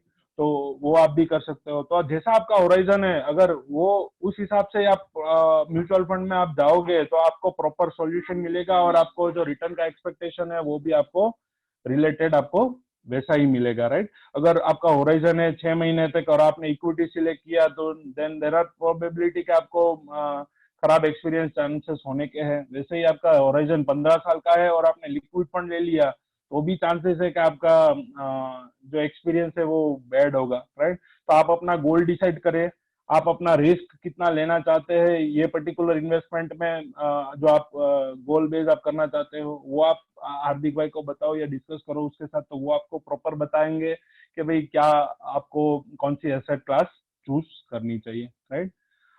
तो ये सब तो बात होगी वेल्थ क्रिएशन की कि भाई अपने पैसा बनाना जरूरी है, क्योंकि गोल्स लाइफ में काफी सारे आते हैं, तो गोल्स आएंगे तो उसको फुलफिल करना भी जरूरत है, राइट? तो वैसे ही अपने को SIP करनी चाहिए या अलग अलग एसेट क्लास में इन्वेस्टमेंट करना चाहिए कि जहाँ पे अपना सेफ्टी भी हो जाए और अपना वेल्थ क्रिएट भी हो जाए। तो वैसे वैसे अपने करना चाहिए। अभी मैं जानना चाहता हूँ कि भाई ये अभी तक तो जो मैंने बताया ना that is good ifs of the life, कि भाई ये सब अपने आप से अच्छे से चल रहा है, कि जैसे कोई एक लड़का या लड़की है 23-24 साल पे अपना एजुकेशन खत्म करते हैं, 25-26 साल पर नौकरी मतलब या तो जॉब या तो बिजनेस ढूंढते हैं और वो चालू करते हैं, फिर उनकी मैरिज होती है, फिर उसकी लाइफ में आगे बढ़ती है, वहां से मैरिड लाइफ, वहां से फिर बच्चे होते हैं, फिर उनका एजुकेशन, फिर उनकी मैरिज, फिर खुद का रिटायरमेंट, और बीच बीच में घर लेना है, वर्ल्ड टूर पे जाना है या कोई ज्वेलरी लेनी है, काफी सारे गोल्स आते हैं बीच में। तो ये जो 25 से लेके 55 या 60 तक की जर्नी है, तो वहां पे आपको डिफरेंट डिफरेंट गोल आएंगे और उस हिसाब से आपको गोल बेस्ड प्लानिंग तो करना ही है। पर उस ये समय में ये भी ध्यान रखनी है कि अगर आप you are the only earning member, तो आपको सुरक्षा कवच भी होना बहुत जरूरी है। सुरक्षा कवच क्यों? जैसे फॉर एग्जांपल आपको सीधी बात समय में बताऊं तो आप गाड़ी लेते हो तो वो गाड़ी वाला आपको तब तक डिलीवरी नहीं देता कि जब तक आपको गाड़ी का इंश्योरेंस नहीं करा हो। एज पर RTO एक्ट वो कंपलसरी है, क्योंकि अगर बाहर जाके आपने वो गाड़ी किसी के साथ एक्सीडेंट कर दिया तो क्या होगा, तो उसमें तो कंपलसरी है। बाकी के जो लाइफ के अपने इंश्योरेंस है वो कंपलसरी नहीं बनाया है, तो अपने उसको लाइटली मोड पर लेते हैं, पर वो बहुत इंपॉर्टेंट है, राइट? एक संपूर्ण सुरक्षा कवच में जो मानता हूँ ये होना चाहिए लाइफ में। तो भाई क्या होना चाहिए सुरक्षा कवच क्या है? तो आपको इन्वेस्टमेंट है या आपका जो गोल्स डिसाइड किया है ना, आपको वो प्रोटेक्ट करने के लिए ये सब कवच होना जरूरी है। एक तो लाइफ इंश्योरेंस होना चाहिए, आपको टर्म प्लान होना जरूरत है।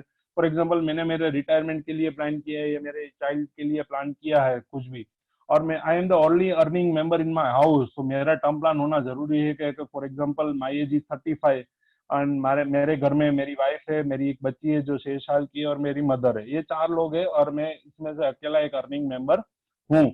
अगर फॉर एग्जांपल कुछ मेरे को कुछ होता है ना, I am only currently 35 years of age, तो मेरे को रिटायरमेंट में भी काफी टाइम है और मेरे गोल्स में भी काफी टाइम है, तो मैंने प्लानिंग चालू कर दिया है। और अगर मेरे को कुछ हो गया तो मेरी फैमिली का क्या होगा? तो I should have a term plan, properly adequate term plan, के भाई वो मैं नहीं रहूं कल तो उतना लाइफ इंश्योरेंस कंपनी वो एडुकेट अमाउंट मेरी वाइफ को या मेरी मदर को दे दे, तो वो अगर पर्टिकुलर एक ट्रेडिशनल इन्वेस्टमेंट में भी डाल दे तो हर महीने उसका जो अभी का लाइफस्टाइल मेरा है, मतलब वो जिस हिसाब से जी रहा हूँ मैं, कि मेरी बच्ची जो स्कूल में पढ़ रही है उसकी फीस वगैरह वो सब उसमें से मैनेज हो जाए। तो term plan is vital important, सबका होना ही चाहिए मेरे हिसाब से, राइट? और जिसकी एक तो आपका जो हाउस होल्ड एक्सपेंस है वो प्लस आपकी जो लायबिलिटीज है वो दोनों मिला के आपका इतना टर्म प्लान तो होना ही चाहिए। दूसरा है that is health insurance, right? अभी के हिसाब से अपने को सबको पता है कि भाई कोरोना अगर किसी को हो गया तो आपको हॉस्पिटलाइजेशन होना पड़ेगा, और हॉस्पिटलाइजेशन होना पड़ेगा तो नॉर्मली अपने लोग कम प्रीफर करेंगे कि अपने सिविल में हॉस्पिटलाइज हो, जाके अपने प्राइवेट हॉस्पिटल में हॉस्पिटलाइज होंगे।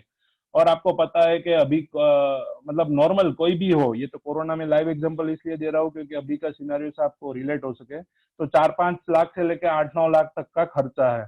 तो आपको एडिक्वेट हेल्थ इंश्योरेंस होना भी जरूरत है, उसमें हाई सम एश्योर्ड होना जरूरी है। अगर आपके पास 3 लाख और 5 लाख की बेस पॉलिसी है वो तो अच्छा ही है, पर उसके ऊपर एक सुपर टॉपअप करके कंसेप्ट है, राइट। वो डिटेल में अगर आप जानना चाहिए तो हार्दिक भाई के इसको प्रेजेंटेशन के बाद इसको मिलना। तो वो क्या होता है कि भाई super top up is a policy के जहाँ पे आपको जो बेस्ट पॉलिसी है ना वो डिडक्टिबल ओके, उसके ऊपर जितना भी क्लेम आए ना वो आपको कंपनी देगी। फॉर एग्जाम्पल मैं आपको एग्जाम्पल दूं कि भाई मेरा 5 लाख का एक सम एश्योर्ड ऑलरेडी कोई भी कंपनी में चल रहा है। तो एक सुपर टॉपअप क्या है कि भाई सुपर टॉपअप बोलता है कि भाई 5 लाख डिडक्टिबल 25 लाख का सम एश्योर्ड, मतलब 5 लाख तक का खर्चा होगा ना तब तब आप वो खर्चा आपकी बेस इंश्योरेंस देगी, मतलब जो आपने 5 लाख का बीमा ले रखा है हेल्थ इंश्योरेंस का वो देगी। उसके ऊपर कोई भी खर्चा आया 5 लाख के ऊपर तो वो सुपर टॉपअप देगी, राइट। तो अगर फॉर एग्जांपल मैं कोरोना के लिए कोई प्राइवेट हॉस्पिटल में जाता हूँ और मेरा 8 लाख का खर्चा आ गया तो 5 लाख मेरी बेस इंश्योरेंस देगी और ऊपर का जो 4 लाख है वो मेरे को सुपर टॉपअप करके देगी। अभी आप देखो 5 लाख के ऊपर ये 25 लाख का सम एश्योर्ड लेने में आपका अगर 5 लाख का सम एश्योर्ड लिया हो तो 2+1 का नॉर्मली 14 से 15 हजार का प्रीमियम आता है बेस सम एश्योर्ड का। ये सुपर टॉपअप 5 लाख डिडक्टेबल में 25 लाख आपका करीबन 3 से 4 हजार रुपए में 25 लाख का सम एश्योर्ड मिल जाएगा, राइट। तो चीपेस्ट है पर आपको सम एश्योर्ड मिल जाता है। वो चीपेस्ट इसीलिए है कि नॉर्मल आपको जो भी बीमारी होती है ना वो 2-3 लाख 4 लाख में आ जाती है, राइट। कोई मतलब देर आर रेयरेस्ट बीमारी के जो 5-10 लाख पे जाती है, पर राइट। तो वो अभी काफी सारी बढ़ती जाती है, मतलब ये जैसे लाइफस्टाइल अपनी बढ़ती जाती है तो आप देख सकते हो कैंसर भी बढ़ गए काफी सारे, वैसे ही बाईपास सर्जरी है, वैसे ही अभी कोरोना की इफेक्ट भी बहुत है। जैसे जितने अपना बाहर घूमेंगे उतनी प्रोबेबिलिटी अपने को ज्यादा होगी तो वो एक्सपेंस ज्यादा होगी। तो सुपर टॉपअप अभी के टाइम में बहुत ही एक अच्छी इंडेमनिटी पॉलिसी है जहाँ पे आपको मैक्सिमम सम एश्योर्ड भी कवर हो जाएगा। वैसे ही पर्सनल एक्सीडेंट पॉलिसी जरूरी है कि आप बाहर जा रहे हो 2 व्हीलर से या 4 व्हीलर से और आपका एक्सीडेंट हो गया तो उसमें 3 प्रोबेबिलिटी है, एक फुल आपकी डेथ हो गई, दूसरी प्रोबेबिलिटी है कि डेथ नहीं होती पर कोई भी शरीर का अंग है वो कट जाता है या डिसेबिलिटी हो जाती है तो उसका एक सम एश्योर्ड आपको मिल जाता है। या फिर ऐसा होता है कि 1 महीने तक आप अपने बिजनेस पे नहीं जा पा रहे हो, आपको फ्रैक्चर हो गया और आपने डॉक्टर ने बोल दिया कि एक महीना 1.5 महीना आपको घर पर ही रहना है, राइट। तो उस हिसाब से आपको जो आमदनी में लॉस होगा वो आपको पीए पॉलिसी करके देगी। तो वैसे काफी सारे फायदे पीए पॉलिसी देगी। होम पैकेज जो भाई इतनी मेहनत से घर बनाया है उसको तो सुरक्षित करना जरूरी है, राइट। फॉर एग्जांपल सिलेंडर फट गया और दीवार गिर गई वगैरह, तो अगर होम इंश्योरेंस लेके रखा होगे तो वो सब कवर होगा उसमें। मोटर इंश्योरेंस ये बहुत मेरे को कहने की जरूरत नहीं है क्योंकि ये आरटीओ से कंपलसरी है इसलिए सब लेके ही रखते हैं, पर थर्ड पार्टी वगैरह तो होना कंपलसरी है क्योंकि अगर सामने वाले बंदे को आपने एक्सीडेंट कर दिया तो उसकी वैल्यू इनॉर्मस हो सकती है। तो मोटर इंश्योरेंस होना भी बहुत जरूरी है। और समीर इसका भाई, सॉरी टू इंटरप्ट, यहाँ पे मैं एक सवाल था मेरा कि अगर यहाँ पर आपने हेल्थ इंश्योरेंस की बात की है, उसमें सुपर टॉपअप की भी बात की है, लेकिन सवाल ये है कि अगर मेरे पास कोई हेल्थ इंश्योरेंस ही नहीं है और उस केस में मैं ये सुपर टॉपअप लेना चाहूँ तो उसका क्या इम्पोर्टेंस है, और आज की कोविड के टाइम में इसका क्या रिलेवेंस होगा अगर मैं इस सुपर टॉपअप को लेता हूँ तो? सुपर टॉपअप का कंसेप्ट यही है कि डिडक्ट, मैंने जैसे एग्जांपल दिया 5 लाख डिडक्टिबल में 10 लाख का इंश्योरेंस, या 5 लाख डिडक्टिबल में 25 लाख का इंश्योरेंस, या 5 लाख डिडक्टिबल में 95 लाख इंश्योरेंस। वैसे भी मिनिमम 3 लाख डिडक्टिबल से ये प्लान चालू होता है। मतलब वो ये कहना चाहता है आपके पास बेस पॉलिसी है या नहीं है। फॉर एग्जाम्पल मैं ऐसा मान के चलूं आपके पास कोई पॉलिसी है ही नहीं और आपने एक पॉलिसी ली 3 लाख डिडक्टिबल में 15 लाख का इंश्योरेंस, मतलब अगर आपको जो भी खर्चा आएगा, अगर फॉर एग्जांपल आप हॉस्पिटलाइज हुए और आपको 2 लाख का खर्चा आया तो आपको अपने अपने जेब से खर्च करना पड़ेगा। फॉर एग्जांपल आपको कोई ऐसी बीमारी आई और आपको हॉस्पिटलाइज होना पड़ा और आपका खर्चा हुआ 7 लाख रुपए, तो 3 लाख डिडक्टिबल 15 लाख में क्या होगा कि 3 लाख आपको अपनी जेब में देना पड़ेगा और ऊपर का जो 4 लाख है ना वो आपको इंश्योरेंस कंपनी देगी। ये 3 लाख डिडक्टिबल में 15 लाख, फॉर एग्जांपल मेरी एज की बात करूं तो अराउंड 4,000 का ही कॉस्ट है। 4,000 में मैं 3 लाख का ऊपर का जितना भी 15 लाख तक आता है ना वो मतलब टोटल 3 लाख प्लस 18 लाख तब तक मैं मतलब ऊपर का 15 लाख है वो मैं 4,000 में वो कवर कर सकता हूँ। क्लियर हार्दिक भाई? यस समीर भाई, थैंक यू। राइट, तो टॉपअप के लिए हेल्थ बेस्ड प्लान होना जरूरी है ऐसा नहीं है, आप अपने हाथ से ले सकते हो, पर उसमें रिस्क यही है कि आप वो डिडक्टिबल जो है वो ऐसा मानोगे कि भाई ऊपर का जो 3 लाख 2 लाख 3 लाख 5 लाख है वो मैं अपनी जेब से दे दूंगा। ऐसा नहीं करना है तो पहले एक बेस प्लान ले लो 3 लाख या 5 लाख का, राइट। वो नॉर्मली फॉर एग्जांपल यहाँ पे मैंने दिया ये एक 35 एज है, फॉर एग्जांपल मेरी एज, मेरे 2+1 जैसे मैंने बताया कि मैं, मेरी वाइफ और एक बच्ची है, तो 2+1 का ये एक पूरा चार्ट दिया हुआ है कि भाई अगर 1 करोड़ का टर्म लेता हूँ, 50 साल का टर्म पीरियड है तो 12,600 का प्रीमियम आता है।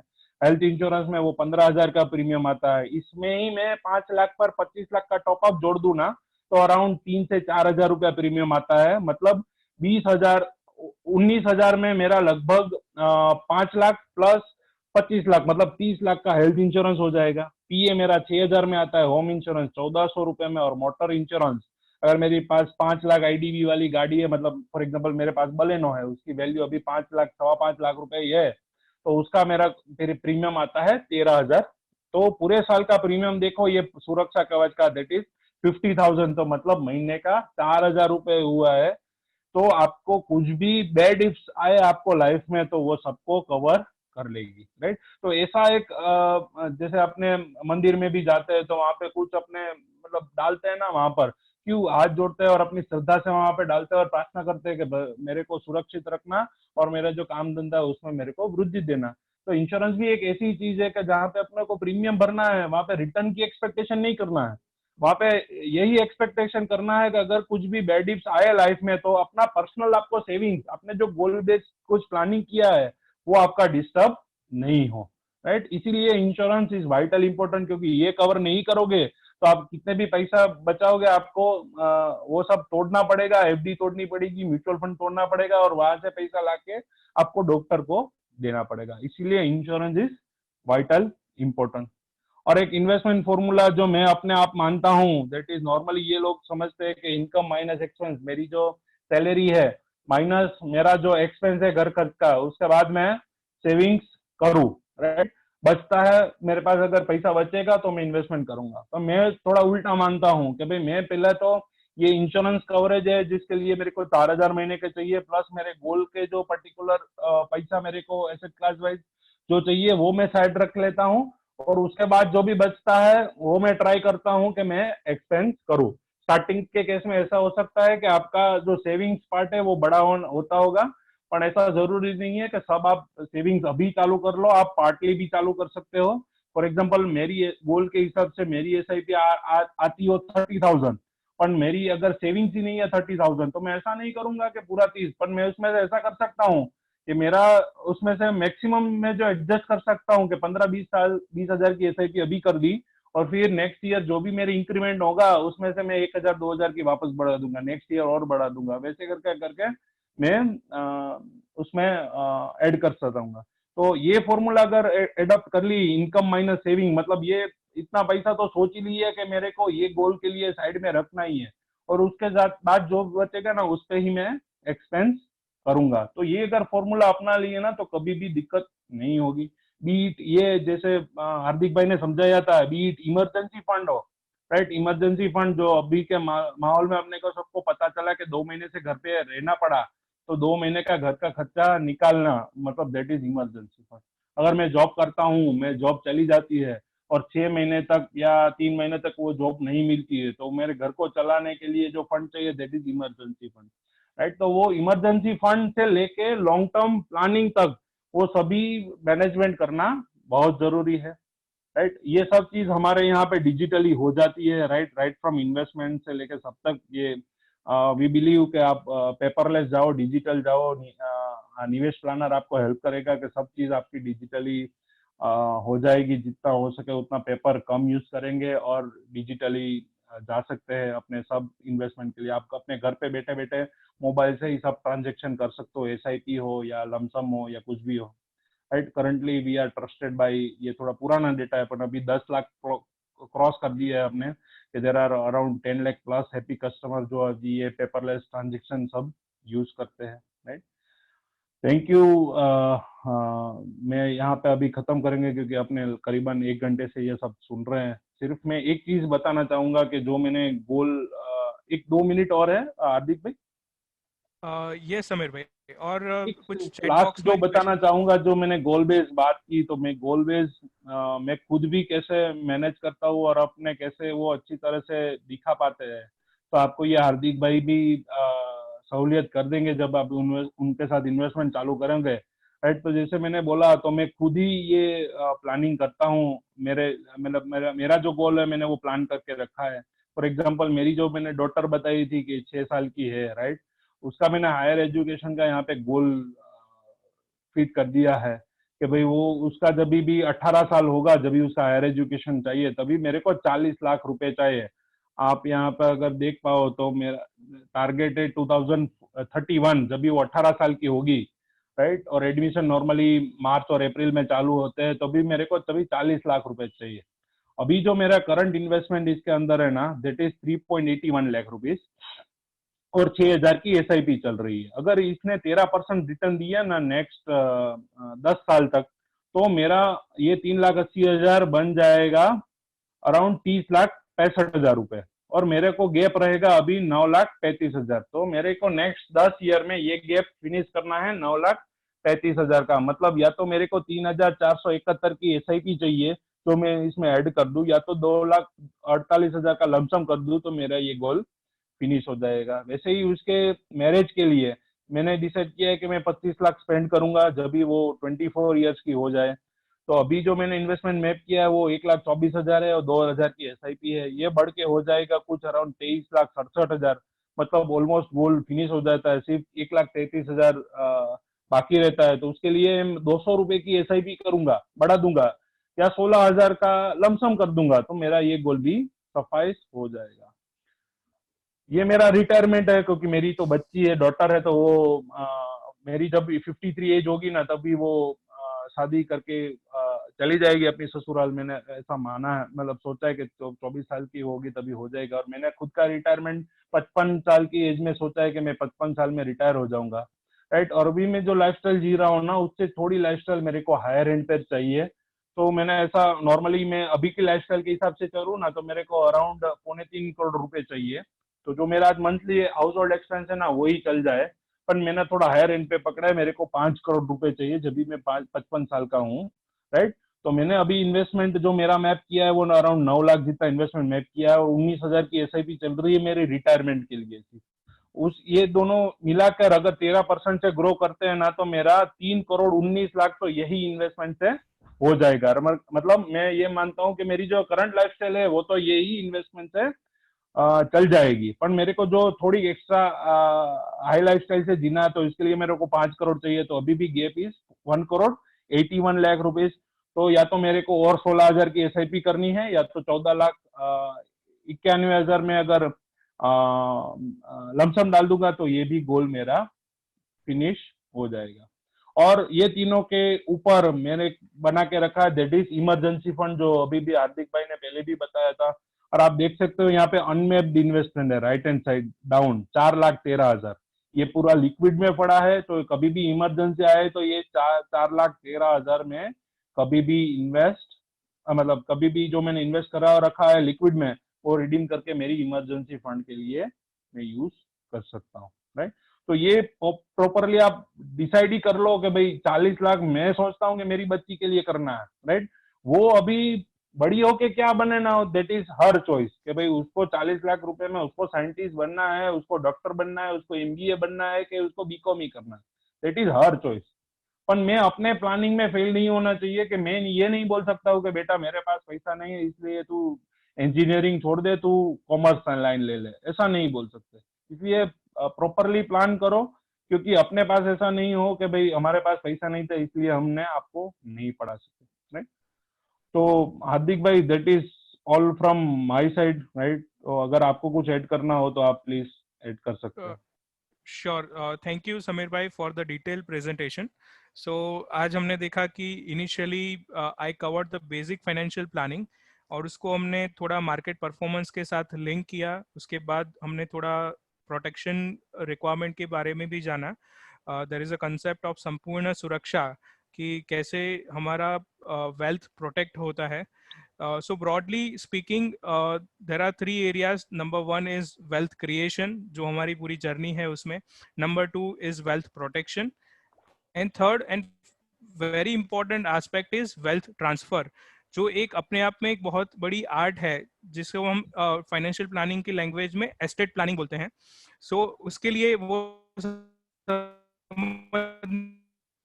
के लिए it is not possible interested, तो हम वन ऑन वन उसको डिस्कस कर सकते हैं. मीनवाइल समीर भाई, कुछ क्वेश्चंस हमें चैट बॉक्स में आए हैं, बट आई वुड प्रेफर कि audience if they can mute themselves, unmute करके अगर आप खुद वो पूछे, एंड आइदर मी और समीर भाई can answer that so that would be good. So यहाँ पे if we can check on chat box, तो कुछ क्वेश्चंस हैं. सबसे पहला क्वेश्चन मैं मालव सोनी का देख पा रहा हूँ. Malav, if you can unmute yourself and can share your question. Hello. Very good afternoon. Very Yes. nice presentation. Actually, I got to know many things about financial planning. So I had one question.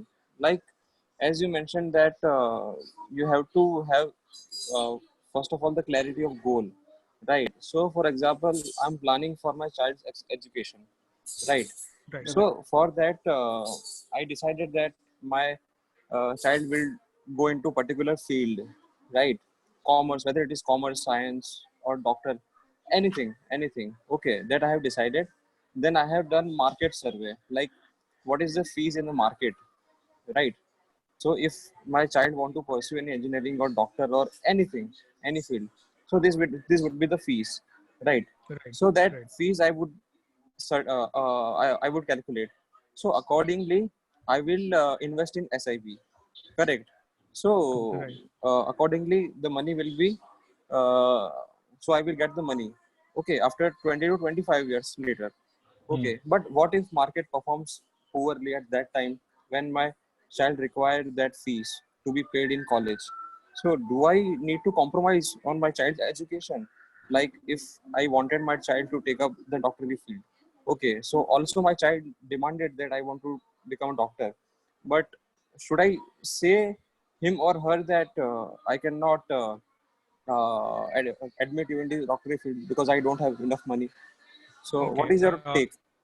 Yeah, thank you for the question. Firstly, मैं अपना एक answer दूंगा, then also I will invite Sameer भाई to give his perspective. So Malav, आपने जो सवाल पूछा है उसको अगर मैं थोड़ा बाइफरकेट करूं, so सबसे पहले जो फाइनेंशियल प्लानिंग प्रोसेस ये बोलता है कि किसी भी कॉस्ट की किसी भी फ्यूचर जो हमारा गोल है उसकी प्रेजेंट कॉस्ट हम निकालते हैं. मान लीजिए आज की तारीख में यू आर एज्यूमिंग कि मुझे उनको डॉक्टर बनाना है, तो उसकी प्रेजेंट कॉस्ट क्या है वो हम पहले डिफाइन करते हैं, और फिर उसकी फ्यूचर वैल्यू निकालते हैं विद सम अजम्पशन कि आफ्टर 12 ईयर 15 ईयर्स हमें वो कॉस्ट चाहिए होगी. So that is number one part, and there is a process जिससे हम SIP प्रोजेक्शन करते हैं. लेकिन वन मोर इम्पोर्टेंट पार्ट जो हम करते हैं in your goal planning is also withdrawal plan. So say for example मैं आपको एक प्रैक्टिकल एग्जाम्पल यहाँ पर देना चाहता हूँ. मेरे क्लाइंट के केस में 15 इयर्स के बाद एक्स अमाउंट हमने जो डिफाइन की है वो चाहिए, तो हमने 10th ईयर के बाद ये इंश्योर किया है कि कुछ अमाउंट सिस्टमेटिकली विड्रॉ होके लिक्विड फंड में चली जाती है. सो आइडियली जब 15 साल के बाद उसका जो एजुकेशन का गोल आएगा, तब मैक्सिमम अमाउंट या तो डेट या लिक्विड फंड में होगी, or very small proportion will be in equity. There is a arithmetic of it. We prepare a specific report for that, and we can definitely sit one to one and discuss that. लेकिन definitely ये factor हम consider करते हैं. समीर भाई, if you can take this question if you would like. True ना, बस वही है कि एक तो आपने बोला कि मार्केट तभी खराब हो सकता है जब आपका गोल खत्म होने को आता है, राइट? पर ऐसा भी होता है कि काफी बार मतलब फॉर एग्जांपल मैंने आपको इक्विटी का कन्विक्शन दिया कि भाई मार्केट नॉर्मली 14 से 15% लॉन्ग टर्म में भी 40 साल में रिटर्न्स दिया है, तो मेरा तो ये पर्सनली मानना है कि लास्ट 40 इयर्स में जो भी मार्केट ने रिटर्न दिया, तो नेक्स्ट 40 इयर्स वो तो पुराने 40 साल से अच्छा ही होगा। तो मेरे को एक मानना ये है कि भाई जो पास्ट 40 साल में अगर 15% रिटर्न मिला है, तो नेक्स्ट 40 इयर्स तो इंडिया के लिए शाइनिंग ईयर्स है, तभी तो 15% से ज्यादा रिटर्न होना चाहिए। पर फिर भी आप मेरे प्लानिंग में आपको जो मैंने एग्जांपल दिखाया है उसमें आप देख सकते हो कि मैंने 13% से प्लानिंग किया है, मतलब उसमें भी मैं कंजर्वेटिव जा रहा हूँ और वहां पे भी मैंने 13% से प्लानिंग किया है। Number 1।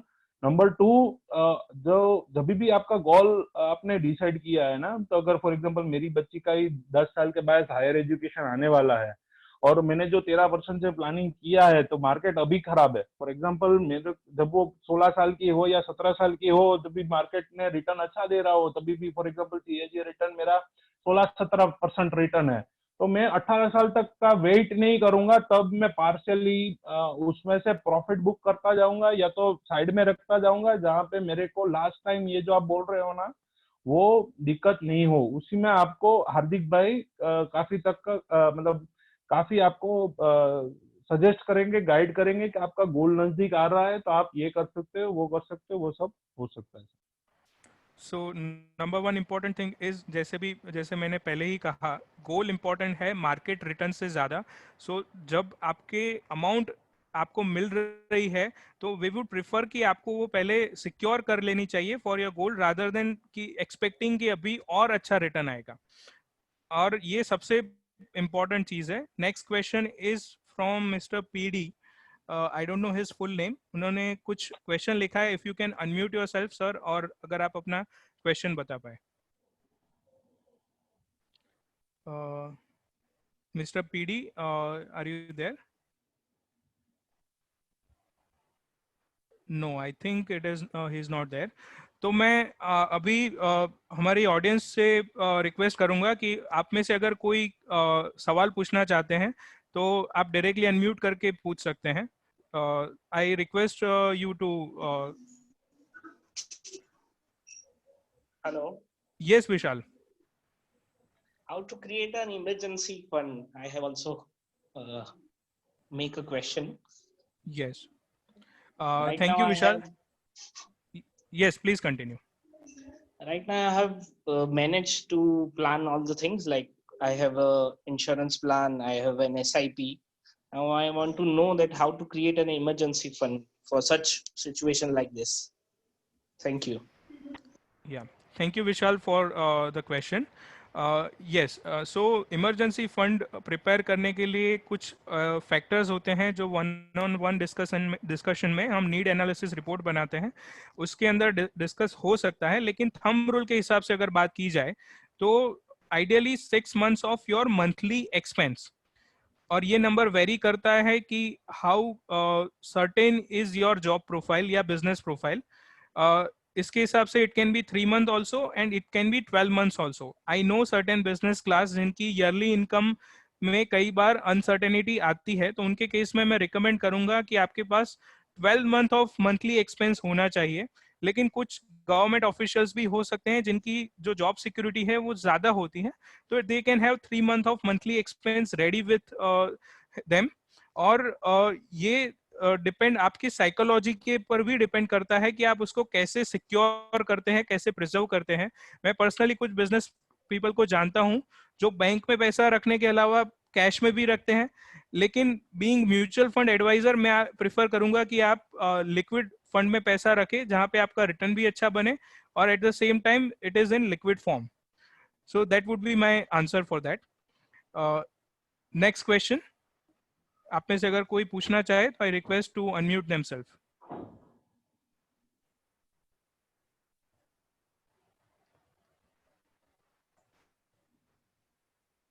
Okay, I think most of the participants don't have any question. So Samir bhai, if any closing thought if you would like to give, then we can close the session. नहीं, बस मेरे तरफ तो cover हो चुका है। बस यही मैं तो अपने आप से यही मानता हूँ कि 30 normally 25 to 30 years we study, 30 years we earn and 30 years post retirement we leave, right? Normally 30-30-30 का नॉर्मली एक रूल है, राइट? तो उसमें तो मैं पर्सनली ये मानता हूँ, या तो मैं जी गया या तो मेरे साथ कुछ हो गया, राइट? जी गया तो मेरे पास पैसा चाहिए, क्योंकि लाइफस्टाइल वगैरह इन्फ्लेशन इतना बढ़ता जा रहा है, तो मेरे पास पैसा होना जरूरी है, right? Pre retirement also, post retirement also. और अगर मेरे को अनसर्टेनिटी मतलब कुछ मतलब मेरी अभी तो छोटी मतलब कम एज है 35 ईयर्स की, अगर मेरे को अभी कुछ हो जाता है तो क्या होगा, तो वो अनसर्टेनिटी के लिए भी प्लानिंग होना हो तो ज्यादा आता है। मतलब मेरे को कुछ होता है तो भी मेरे को प्लान करना है, कुछ भी नहीं होता है तो भी मेरे को प्लान करता है। ये दो चीज अगर प्लान कर ली तो बाकी सब चीज अपने आप सेट हो जाएगी। ओके, थैंक यू समीर भाई। और आप सबको भी really thank you. I really appreciate कि आपने अपना वक्त निकाला, और ऑल्सो इस सब्जेक्ट को ज़्यादा समझने के लिए 1-on-1 मिलना इज़ रिक्वायर्ड, और हम लोग आपको मिलके आपकी नीड एनालिसिस करके एक पर्टिकुलर रिपोर्ट बना के आपको दे सकते हैं, and there is no charge for it. I repeat, it is totally complimentary. So I request all of you to contact me for your financial planning requirement, mutual fund requirement. Thank you so much. Thank you.